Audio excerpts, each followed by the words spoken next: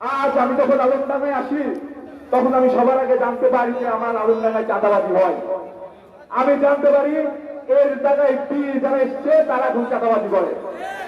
আমি জানতে পারি এর জায়গায় পীর যারা এসছে তারা এখন মাদক ব্যবসা করে। আমি যখন আসি তখন আমি জানতে পারি এর জায়গায় পীর এসে দখলবাজি করে। আমরা স্পষ্টভাবে বলতে চাই, আলমডাঙ্গার মাটিতে আর নেক্সট টাইম যদি চাঁদাবাজির কোন চিন্তা করেন পিটিয়ে থেকে ছাল তুলে ফেলবো। এটা আলমডাঙ্গা, এটা আমার এলাকা। আমার আলমডাঙ্গায় কোন চাঁদাবাজি চলবে না, চাঁদাবাজি করার চিন্তাও করবেন না। প্রিয় বন্ধুগণ, এক নতুন বাংলাদেশের স্বপ্ন নিয়ে আজকে এই বাংলাদেশের যারা সূর্য সন্তান এবং যুবাই যোদ্ধা ছিল তারা আজকে আলমডাঙ্গা এসছে।